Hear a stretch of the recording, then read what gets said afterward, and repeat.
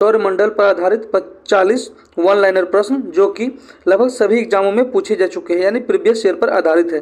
तो चलिए शुरू करते हैं आज के प्रश्नों को। और आज का पहला सवाल है, सौरमंडल का मुखिया कौन है? तो इसका आंसर होगा शुक्र। अगला प्रश्न है, सौरमंडल में ग्रहों की कुल संख्या कितनी है? तो 8 है। अगला प्रश्न है, सौरमंडल का सबसे बड़ा एवं भारी ग्रह कौन है? तो यह है बृहस्पति। आज के अगले प्रश्न को देखेंगे। अगला प्रश्न ये रहा आपके सामने में। अगला प्रश्न है, सौरमंडल का दूसरा सबसे बड़ा ग्रह कौन है? यह है शनि। सौरमंडल का सबसे छोटा ग्रह कौन सा है? तो बुध है, जिसे मरकरी के नाम से भी जाना जाता है। अगला प्रश्न है, सूर्य के सबसे निकट स्थित ग्रह कौन से हैं? तो यह है बुध। आज के अगले प्रश्न को देखेंगे। और अगला प्रश्न ये रहा आपके सामने में। अगला प्रश्न है, पृथ्वी के सबसे निकट स्थित ग्रह कौन है? यह है आपको शुक्र। अगला प्रश्न है, शुक्र एवं पृथ्वी से दूर स्थित ग्रह कौन सा है? यह है वरुण। अगला प्रश्न है, पृथ्वी के पड़ोसी ग्रह कौन से हैं? तो यह है शुक्र एवं मंगल। अगले प्रश्न को देखेंगे। अगला प्रश्न ये रहा आपके सामने में। अगला प्रश्न है, सर्वाधिक चमकीला एवं गर्म ग्रह कौन सा है? तो यह आपका आंसर शुक्र। अगला प्रश्न है, सर्वाधिक ठंडा ग्रह कौन सा है? यह है वरुण, जिसे नेपच्यून के नाम से भी जाना जाता है। अगला प्रश्न है, वरुण ग्रह की खोज किसने की और कब की थी? जॉन गाले के द्वारा 1846 ईस्वी में वरुण ग्रह की खोज की गई थी। आज के अगले प्रश्न को देखेंगे। और ये रहा आपका अगला प्रश्न। अगला प्रश्न है आपका, सर्वाधिक उपग्रह वाला ग्रह कौन सा है? तो यह है शनि। अगला प्रश्न है, बिना उपग्रह वाला ग्रह कौन से हैं? तो बुध एवं शुक्र। अगला प्रश्न है आपका, लाल व हरा ग्रह क्रमशः कौन से हैं?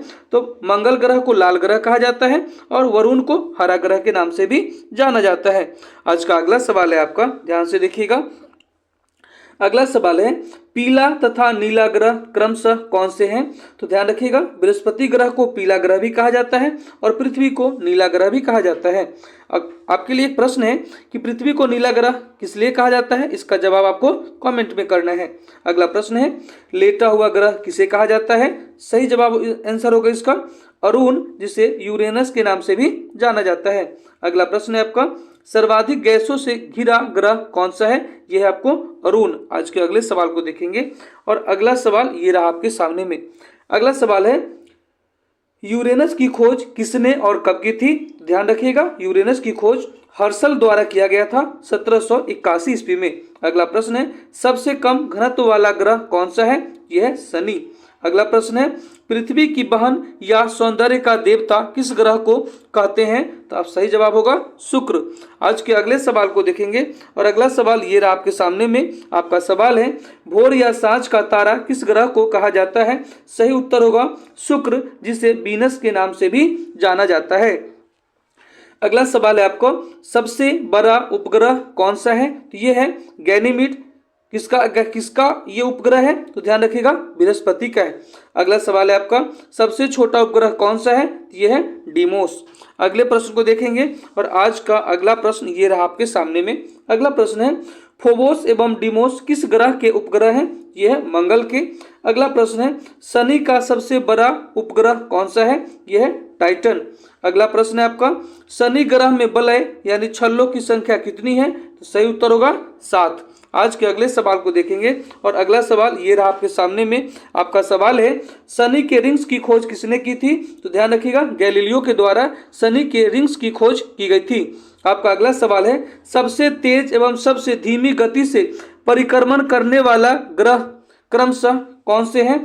तो सबसे तेज गति से जो परिक्रमा करता है वह है बृहस्पति, और सबसे धीमी गति से जो परिक्रमा करता है वह है आपको शुक्र।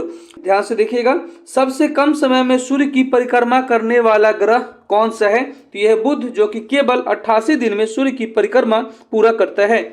आज का अगला सवाल है, पृथ्वी के विपरीत दिशा यानी पूरब से पश्चिम में चक्कर लगाने वाले ग्रह कौन से हैं? तो यह शुक्र और अरुण। आज के अगले सवाल को देखेंगे। और आज का अगला सवाल ये रहा आपके सामने में। अगला सवाल है, पृथ्वी से सबसे निकट तारे का प्रकाश पृथ्वी पर पहुंचने में कितना समय लगता है? तो 4.2 वर्ष। आज के अगले सवाल को देखेंगे। और आज का अगला सवाल है, सूर्य तथा चंद्रमा के प्रकाश को पृथ्वी पर पहुंचने में कितना समय लगता है? तो ध्यान रखिएगा, सूर्य के प्रकाश को पृथ्वी पर पहुंचने में 8 मिनट 3 सेकेंड, या सेकेंड में बात करें लगभग 500 सेकेंड लगता है, लेकिन चंद्रमा के प्रकाश को पृथ्वी पर पहुंचने में 1.3 सेकेंड का समय लगता है। चलिए आज के अगले सवाल को देखते हैं, और आज का अगला सवाल ये रहा आपके सामने में। अगला सवाल है, भू स्थिर उपग्रह की ऊंचाई कितनी होती है? तो ध्यान रखिएगा 36,000 किलोमीटर। अगला प्रश्न है, क्षुद्र ग्रह पट्टी किस ग्रहों के बीच स्थित है? तो ये मंगल और बृहस्पति के बीच में स्थित है। आज का अगला सवाल है, सबसे बड़ा क्षुद्र ग्रह कौन सा है? आपको बताना है सबसे बड़ा क्षुद्र ग्रह कौन सा है। तो ये है सेरेस, जिसका खोज किसने किया था? तो इसका खोज किया था पियाजी ने। ठीक है, अगले प्रश्न को देखिए। अगला प्रश्न ये रहा आपके सामने में। अगला प्रश्न है, पृथ्वी का एकमात्र उपग्रह कौन सा है? तो ये आपको चंद्रमा। और आज का अगला प्रश्न है सी ऑफ ट्रेबिलिटी कहाँ है? तो ये चंद्रमा पर है।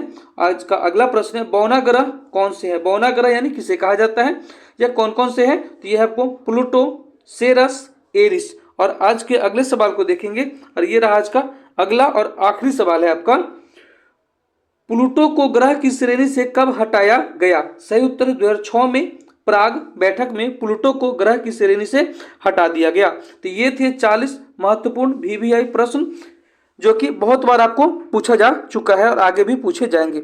अगर मेरा वीडियो आपको अच्छा लगा हो तो चैनल को सब्सक्राइब करें, वीडियो को लाइक करें और अपने दोस्तों के साथ शेयर करें। आज के लिए इतना ही।